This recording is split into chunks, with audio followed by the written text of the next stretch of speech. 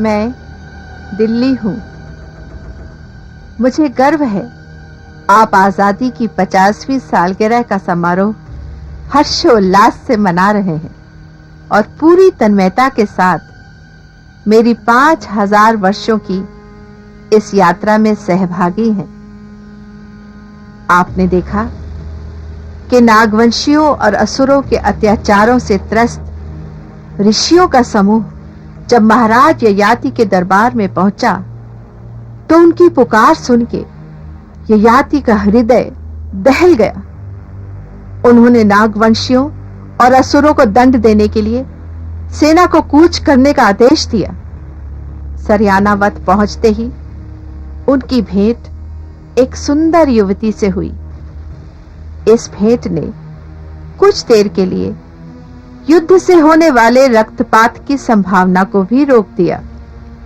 एक ओर वो युवती यौवन के उन्माद में सारी बातों से अनजान थी, दूसरी ओर ययाति अपने कर्तव्य बोध और प्रणय प्रसंग के बीच झूल रहा था। और मैं ये सोच रही थी कि इस भेंट का परिणाम क्या होगा।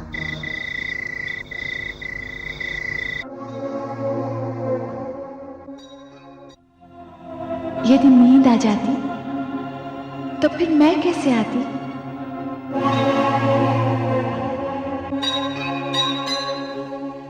तो आपको प्रश्न का उत्तर मिला?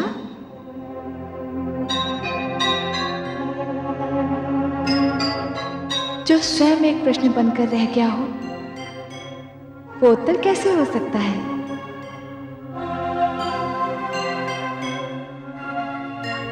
ये स्वप्न तो नहीं। मैं आपके उत्तर का उत्तर बनकर कल फिर आऊंगी।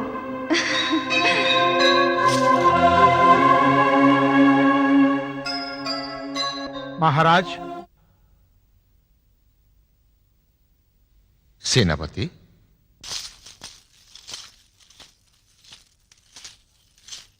महाराज की जय हो। क्या बात है महाराज, आप किसी गहरी चिंता में दिखाई दे रहे हैं। हाँ सेनापति, चिंता में तो हम अवश्य हैं। महाराज, इन असुरों को परास्त करना हमारे लिए कोई बड़ा कार्य नहीं है। प्रश्न परास्त करने का नहीं है, प्रश्न युद्ध का है, रक्तपात का है, विनाश का है। महाराज, निस्संदेह आप दयालु हैं, परंतु अपराधियों को उनके घोर अपराध के लिए दंड देना भी तो आवश्यक है। और क्षमा करना भी तो हमारी संस्कृति है। महाराज, किंतु ये लोग इस योग्य नहीं हैं, बिच्छू हैं, डंक मारते रहेंगे। तुम सत्य कह रहे हो सेनापति, बिच्छू का स्वभाव ही डंक मारना। एक बार एक बिच्छू पानी में डूब रहा था। पास ही खड़े हुए साधु ने उस बिच्छू को बचाने के लिए अपने हाथ का सहारा दिया। बिच्छू ने उसके हाथ पर डंक मारा। साधु ने पीड़ा से अपने हाथ को पीछे कर लिया और बिच्छू फिर डूबने लगा। साधु ने उस डूबते हुए बिच्छू को बचाने के लिए अपने हाथ का सहारा फिर दिया। बिच्छू ने फिर उसके डंक मारा। साधु पीड़ा से तड़प उठा।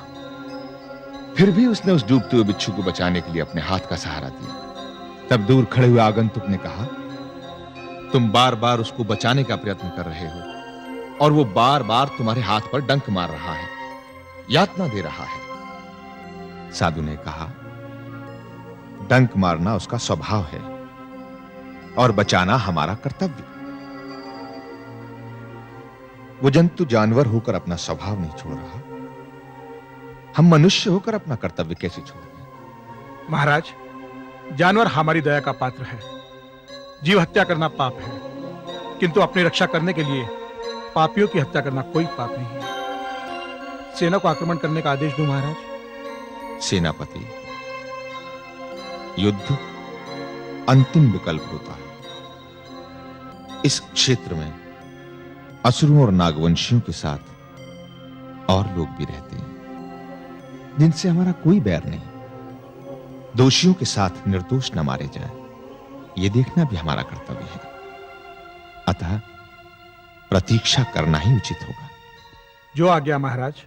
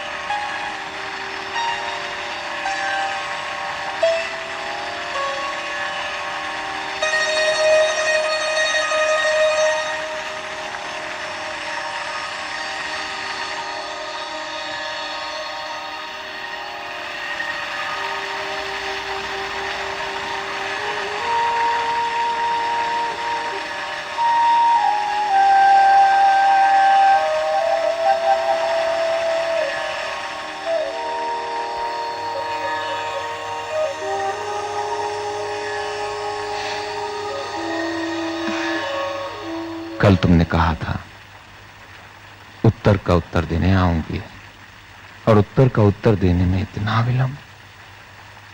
विलंब किया मैंने? नहीं तो? जानती हो, तुम्हारे जाने और आने के बीच में जो समय बीता, उसमें कितने पहर, कितने पल, कितने क्षण थे। तुमने तो कदाचित ये भी ना सोचा होगा। इतने पहर, इतने पल, इतने क्षणों का एकांत मृत्यु के समान कष्टदायी रहा होगा। कष्टदायी एकांत? एकांत होते हुए भी मैं तो कभी अकेली नहीं रही। एकांत के हर पल में, एक एक क्षण में आपकी स्मृति मेरे साथ में रही। और फिर उत्तर का उत्तर देने में आप मुझे इतना भी समय नहीं दे सकते? देखिए, इन आंखों में झांक कर आपको अपना उत्तर मिल जाएगा।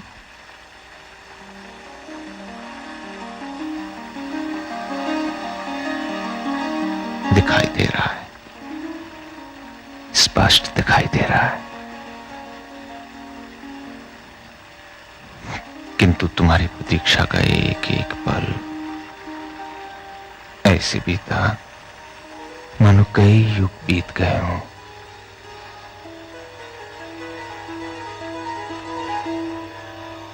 यदि ये स्वप्न है तो कभी न टूटे, यदि यथार्थ है तो ये पल यहीं थम जाए।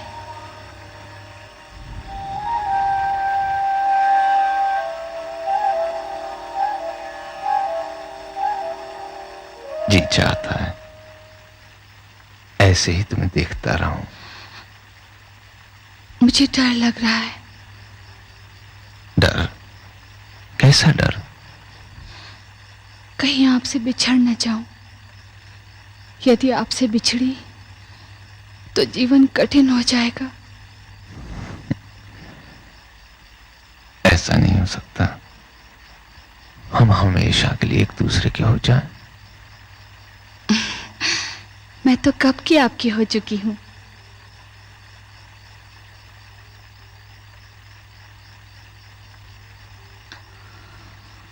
तुम मुझसे विवाह करोगी?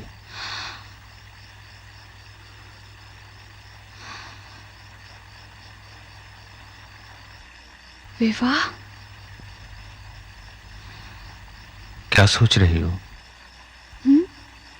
विश्वास नहीं होता। अभी कुछ क्षण पहले ही तो भेंट हुई हमारी, और अब तक हम एक दूसरे का नाम तक नहीं जानते।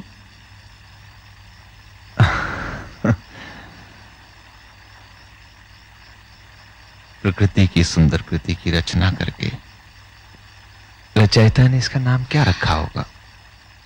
नाम पूछने की ये शैली बहुत अच्छी लगी। अब बताओ ना, तुम्हारा नाम क्या है? देवयानी। सुंदरता का इससे अच्छा नाम हो भी नहीं सकता। मेरा नाम मेरे पिताश्री ने रखा है। कौन है तुम्हारे पिताश्री? गुरु शुक्राचार्य। क्या क्या नाम बताया तुमने पिताश्री का? गुरु शुक्राचार्य। नहीं, क्या नहीं? ये नहीं हो सकता। क्या नहीं हो सकता? यही कि तुम शुक्राचार्य की बेटी हो तो क्या हुआ? यदि ये सच है तो समझ लो कि जो कुछ भी हुआ सब एक स्वप्न था। क्या? मैं समझी नहीं। देवयानी, समझ लो जिस प्रेम कहानी ने जन्म लिया था उसका अंत हो गया। क्या? हाँ, ये संसार की सबसे लघु प्रेम कहानी थी देवयानी, जिसकी अवधि केवल इतनी ही थी। किंतु क्यों? क्यों का उत्तर मेरा नाम है।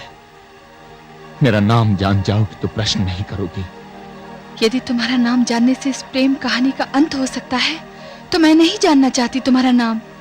किंतु जब तुम्हारे पिताश्री को मेरे नाम का पता चलेगा तो वो इस प्रेम कहानी के साथ साथ तुम्हारे भी जीवन का अंत कर देंगे। इतना कठोर है तुम्हारा नाम? तब तो मैं अवश्य जानना चाहूंगी तुम्हारा नाम।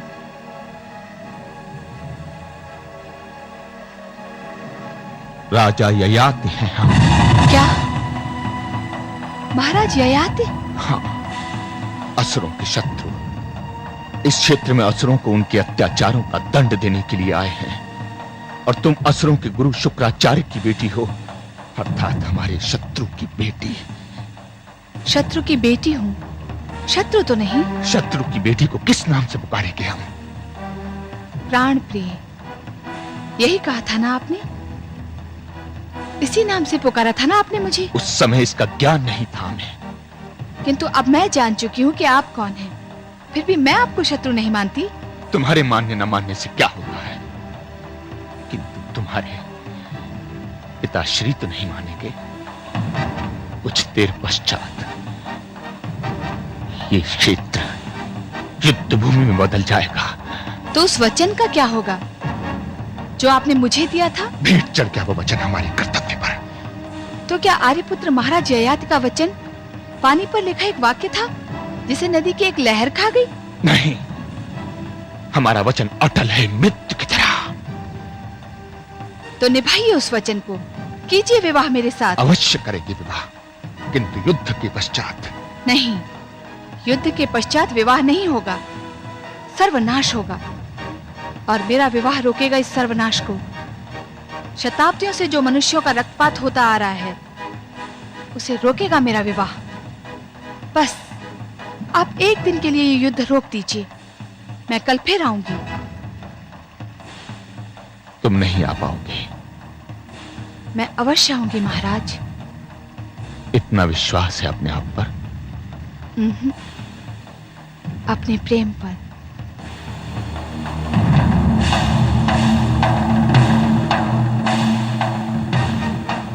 देवयानी,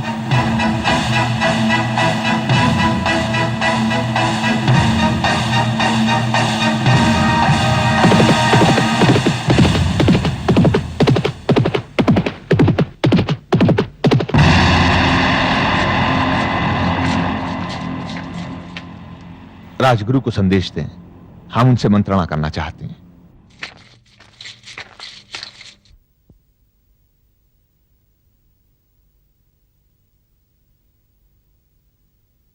महाराज, आप इस समय यहां? सब कुशल तो है? कुशल ही तो नहीं है गुरुवर। तो इसका अर्थ है युद्ध? नहीं, वो युद्ध तो अभी आरंभ भी नहीं हुआ, किंतु एक विचित्र युद्ध, एक द्वंद्व छिड़ गया है हमारे मन में। इसी कारण अनायास से आपसे परामर्श के लिए यहां आना पड़ा। ऐसा कौन सा द्वंद्व है जिसने राजा को रणभूमि छोड़ने पर विवश किया? देवयानी। देवयानी? कौन देवयानी? गुरु शुक्राचार्य की पुत्री। अर्थात हमारे शत्रु की पुत्री? किंतु शत्रु की पुत्री से हमारा क्या संबंध? संबंध ही तो हो गया है गुरुवर। मैं देवयानी से प्रेम करने लगा हूं। ये आप क्या कह रहे हैं महाराज? शत्रु की पुत्री से प्रेम? हाँ महामंत्री, जब प्रेम हुआ तो हमें भान ही नहीं था कि वो हमारे शत्रु की पुत्री है, और जब पता चला तब तक हम अपना सर्वस्व हार चुके थे। किसने दिया आपको ये अधिकार? राजा स्वामी नहीं, अपने कर्तव्य का दास होता है। राज्याभिषेक के समय आपने कर्तव्य और निष्ठा की सौगंध ली थी, प्रतिज्ञा की थी आपने अपनी प्रजा और देश की रक्षा के लिए। कहां गई वो प्रतिज्ञा? तो क्या प्रेम करना पाप है? ये प्रेम नहीं, भावनाओं की एक पागल लहर है जो समय के साथ उठती है, किंतु कर्तव्य एक चट्टान है जिससे ये विचलित लहरें सर टकरा टकरा कर गिरती हैं और अपना अस्तित्व खो देती हैं। फिर आप कैसे भूल गए अपना कर्तव्य? युद्ध क्षेत्र छोड़ने का दुष्परिणाम शत्रुओं का अचानक आक्रमण भी हो सकता है, और उससे जो विनाश होगा उसका उत्तरदायित्व किस पर होगा महाराज? कर्तव्य और भावनाओं के इस संघर्ष में यदि कर्तव्य हार गया तो ये अपमान व्यक्ति का नहीं, राज सिंहासन का होगा, प्रजा का होगा, समस्त राज्य का होगा। व्यक्ति यदि अपराध करता है तो उसे राजा दंड देता है, और यदि राजा अपराध करे तो उसे कौन दंड देगा? आपने यहां आकर व्यर्थ में ही अपना समय नष्ट किया। यदि आप ययाति और महाराज ययाति के अंतर को पहचान लेते तो आपको आपके प्रश्न का उत्तर वहीं मिल जाता।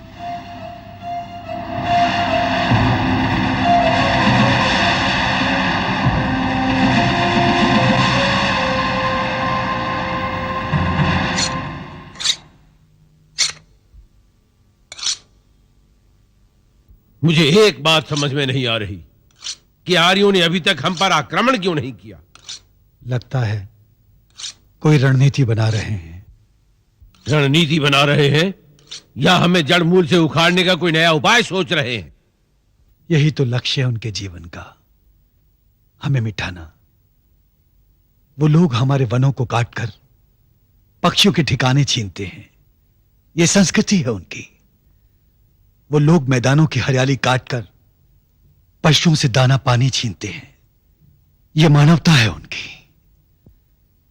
नदियों पर घाट बनाकर जल को दूषित करते हैं और कहते हैं ये सभ्यता है उनकी। छल और कपट तो भरा हुआ है उनके हृदय और मस्तिष्क में। आज भी किसी छल की योजना बना रहे होंगे वो। सत्य कह रहे हैं दलनायक, छल ही तो किया है उन्होंने हमारे साथ। क्या? राजा ययाति ने देवयानी को अपने प्रेम जाल में फंसा लिया है। क्या कह रहे हो तुम? मैं अपनी आंखों से देखकर आ रहा हूं उन दोनों का प्रेम मिलन। अगर गुरुदेव को इस बात का पता चल गया तो अनर्थ हो जाएगा, अनर्थ। कभी नहीं। हमारे शत्रु को वरमाला पहनाएगी तू? उस हत्यारे को वरमाला पहनाएगी जिसके हाथ असुरों के रक्त से लाल हैं? उसको वरमाला पहनाएगी जो हमारा अस्तित्व मिटाने आया है? आपके मन में भी तो द्वेष है उनके लिए, इसीलिए तो आर्यों के आश्रम, उनकी बस्तियां, उनके गुरुकुल को आग लगा दी, उनके परिवारजनों को पशुओं की भांति चुन चुन कर मारा, उन्हें ये क्षेत्र छोड़कर भाग जाने पर विवश किया। तो क्या अपनी छाती से लगाते उन भेड़ियों को अपना रक्त पीने देते? वे आर्य हैं। हम उनकी संस्कृति को, उनकी सभ्यता को और उनके वंशों को मिटाने का संकल्प कर चुके हैं। क्या तू नहीं जानती कितने कपटी हैं वे? उनके स्वभाव में धोखा है, उनके रक्त में विष। कितना बड़ा अत्याचार किया है उन्होंने मेरे साथ, और उसी अत्याचार का परिणाम है मेरी ये आंख। किस तरह उन्होंने मुझे अंधा बनाने का प्रयास किया था, तभी आर्य होकर आर्यों के विरुद्ध विद्रोह किया है मैंने। त्याग दिया मैंने आर्यों को, उनकी संस्कृति को, उनकी सभ्यता को। वे इस धरती से असुरों को समाप्त कर देना चाहते हैं, और मैं इस धरती से उनका नाम, उनका अस्तित्व मिटा देना चाहता हूं। यदि आर्यों और उनकी संस्कृति से इतनी ही घृणा थी आपको, तो फिर मुझे आर्य संस्कृति क्यों सिखाई? क्यों मुझे शिक्षा दी? क्यों मुझे संस्कृत पढ़ाई और क्यों शिक्षा नहीं दी उन असुरों को? क्यों उन्हें अनपढ़ और गंवार रखा? है आपके पास कोई उत्तर? हाँ, पर मेरे पास इसका उत्तर है। आपने ये सब अपने स्वार्थ के लिए किया है, इस स्थान के लिए किया है, इस आसन को पाने के लिए किया है। आसन? हाँ, गुरु का आसन। यदि आप असुरों को भी शिक्षित कर देते तो उन्हें भी संस्कृति और सभ्यता का ज्ञान प्राप्त हो जाता, उनके भी हृदय बदल जाते, उनकी विचारधारा बदल जाती, और फिर वो हिंसा के नहीं अहिंसा के मार्ग पर चलते, और फिर उन्हें आपकी आवश्यकता नहीं होती। देवयानी, यदि आपने आर्यों का नाम मिटाने की प्रतिज्ञा की है तो उसमें सर्वप्रथम नाम मेरा लिख लीजिए। ये क्या कह रही है तू? मैं सत्य कह रही हूँ। महाराज ययाति से विवाह के पश्चात मैं असुरों के गुरु शुक्राचार्य की बेटी नहीं, महाराज ययाति की पत्नी कहलाऊंगी, आपके शत्रु की पत्नी। लगता है उसके छल कपट का विष पी गई है तू। मैंने विष नहीं, प्रेम का अमृत पिया है। मैं समझ गया उसका षड्यंत्र, किंतु वो जो चाहता है कदापि संभव नहीं हो सकता। पिताश्री, उनका प्रेम षड्यंत्र नहीं है। चुप हो जा देवयानी। यदि मेरा प्यार तेरे सर पर ममता का हाथ रख सकता है तो मेरा क्रोध तेरा गला भी दबा सकता है। विपाशा, ले जा इसे यहां से। इसका बावलापन अब और सहन नहीं किया जा सकता। मैं इसकी मूर्खता को असुरों के विनाश का कारण नहीं बनने दूंगा। इसे इसके कक्ष में बंद कर दे, अब ये बाहर नहीं जाएगी।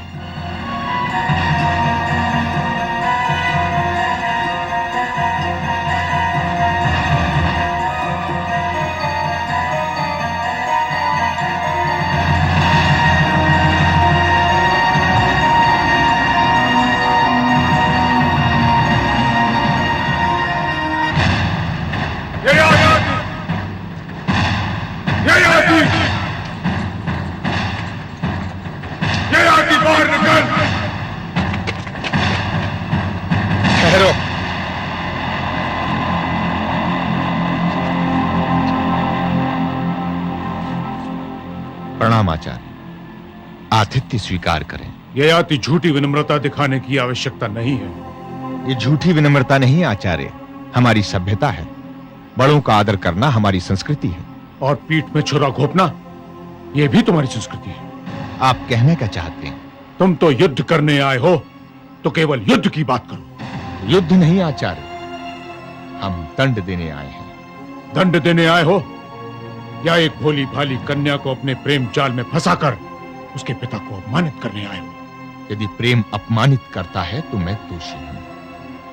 यदि प्रेम करना पाप है तो मैं अपराधी हूं। सुनो ययाति, तुम्हारा यह षड्यंत्र सफल नहीं हो सकता।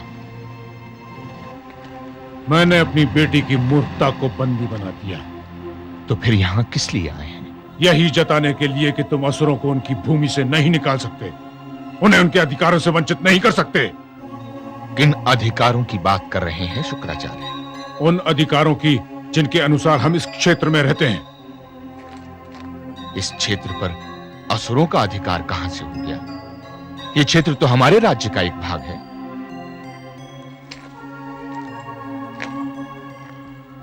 वो लोग तो बाहर से आए हैं और इस पर अपना अधिकार जमा लिया। बाहर से तो आर्य भी आए, तुम भी तो यहाँ के वासी नहीं हो, फिर तुम्हारा अधिकार कैसे हो गया? हाँ, हम भी बाहर से आए हैं,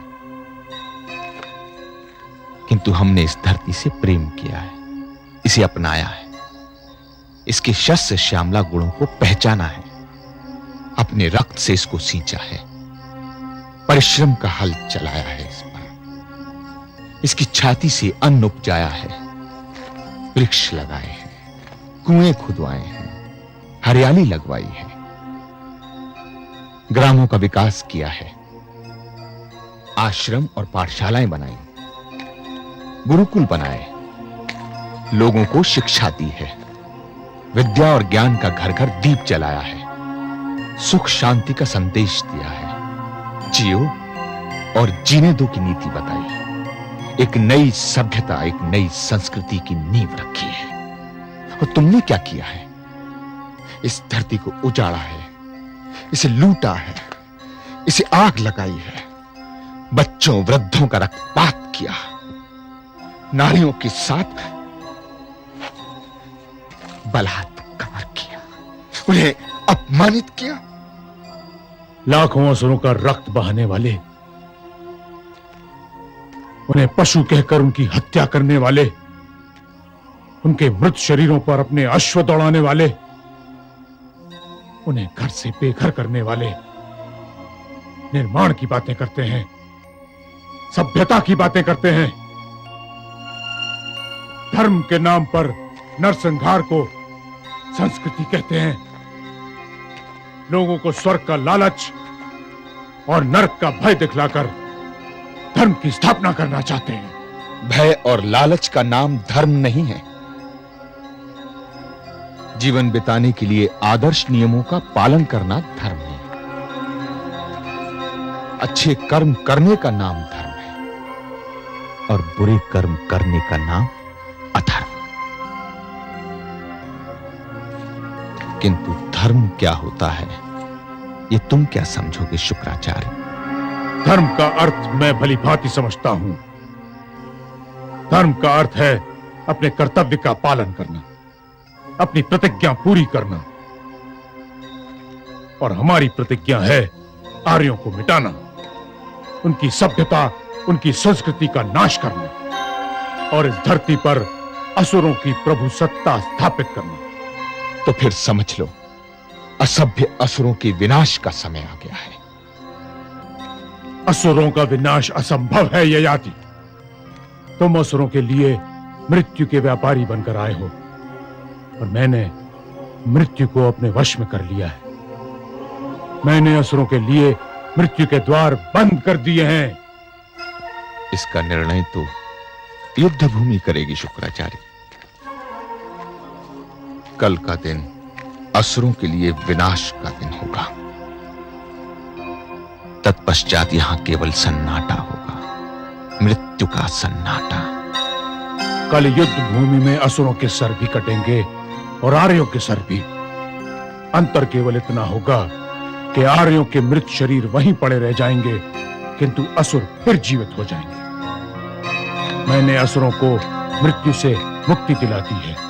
मेरे पास मृत्यु संजीवनी है, उन्हें पुनः जीवित करने का मंत्र।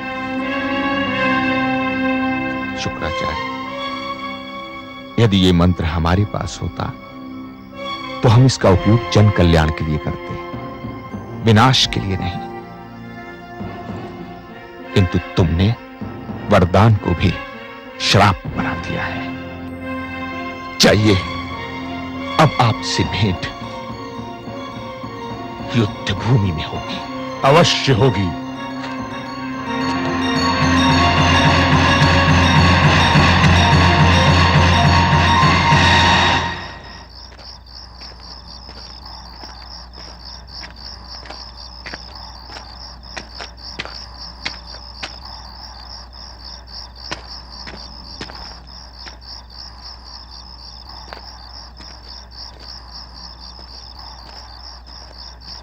क्या हुआ?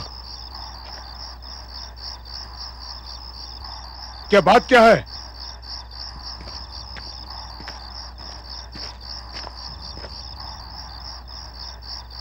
क्या हुआ? तुम लोग कुछ बोलते क्यों नहीं? क्या हुआ? देवयानी, विपाशा, क्या हुआ?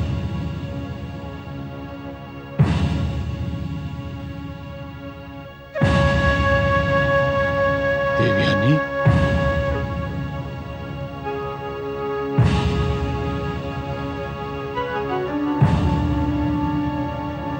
विपाशा, ये कैसे हो गया? ये कैसे हो गया? गुरुदेव, देवयानी ने विष खाकर अपने प्राण त्याग दिए।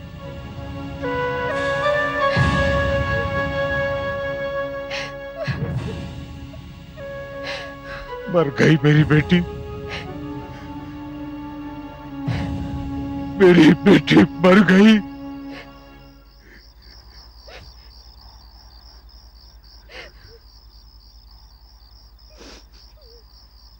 असत्य है ये। मेरी बेटी कैसे मर सकती है? शुक्राचार्य की बेटी कैसे मर सकती है? मैं जीवित करूंगा इसे। मैं अपनी बेटी को जीवित करूंगा।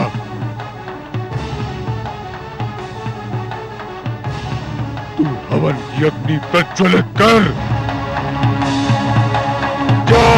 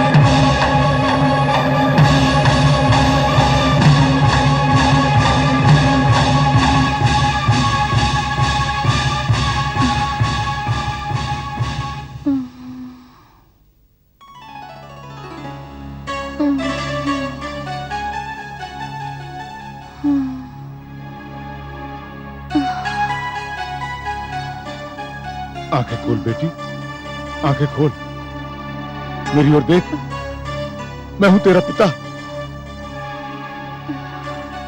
हाँ बेटी, तू फिर जीवित हो गई। मैं जीवित हो गई? हाँ, हाँ। क्यों जीवित किया मुझे? ये तू क्या कर रही बेटी? नहीं, मैं जीना नहीं चाहती, मैं जीना नहीं चाहती। क्यों जीवित किया मुझे? मैं जीना नहीं चाहती, मैं जीना नहीं चाहती। नहीं बेटी, ऐसा न कह। तू जीवित रहेगी, तुझे जीवित रहना पड़ेगा मेरे लिए, अपने पिता के लिए। नहीं, अब मेरे जीने का कोई अर्थ नहीं है।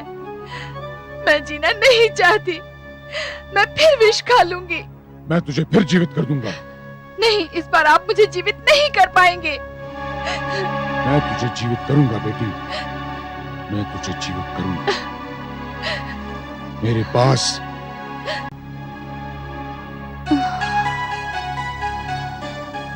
आंखें खोल बेटी, आंखें खोल, मेरी ओर देख, मैं हूं तेरा पिता।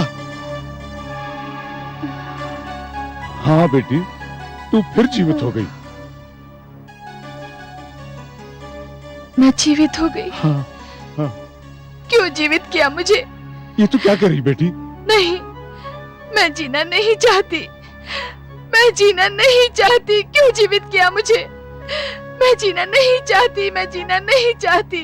नहीं बेटी, ऐसा न कह। तू जीवित रहेगी, तुझे जीवित रहना पड़ेगा मेरे लिए, अपने पिता के लिए। नहीं, अब मेरे जीने का कोई अर्थ नहीं है। मैं जीना नहीं चाहती, मैं फिर विष खा लूंगी। मैं तुझे फिर जीवित कर दूंगा। नहीं, इस बार आप मुझे जीवित नहीं कर पाएंगे। मैं तुझे जीवित करूंगा बेटी, मैं तुझे जीवित करूंगा। मेरे पास मृत्यु का उपचार है। पिताश्री, जीवन और मृत्यु को आपने खेल समझ लिया है।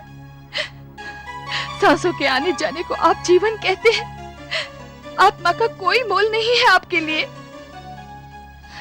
मृत्यु संजीवनी का मंत्र मृतदेह में प्राण तो डाल सकता है, किंतु आप ये भूल रहे हैं कि प्राणों के साथ शरीर में एक हृदय भी होता है, जो धड़कता है, जिसमें भावनाएं रहती हैं, प्रेम पलता है।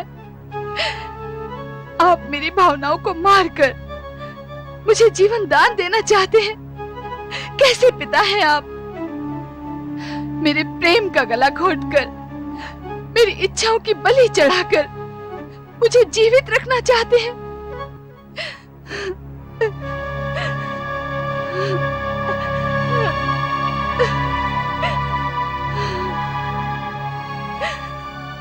क्या तू उसे भूल नहीं सकती है बेटी? जिसके लिए स्वयं को भुला बैठी, उसी को भूल जाने के लिए कहते हैं आप? पिताश्री, यदि मैं उसे इस जीवन में ना पा सकूं, तो मुझे मरने से मत रोको। मैं उसे मरकर पाना चाहती हूँ, मरकर पाना चाहती हूँ उसे। ना बेटी ना, यदि तू मर गई तो मेरे जीवन के सारे सपने बिखर जाएंगे। तेरे बिना तो मैं जीवन की कल्पना भी नहीं कर सकता। पिताश्री, आर्यों की समाप्ति है आपके जीवन का लक्ष्य है ना? आप युद्ध कीजिए। मैं आपकी राह की बाधा नहीं बनना चाहती, क्योंकि मैं आपको हारता हुआ नहीं देख सकती। आप मेरे पिता ही नहीं, असुरों के गुरु भी हैं। यही तो मेरा दुर्भाग्य है बेटी, कि मैं पिता भी हूं और गुरु भी।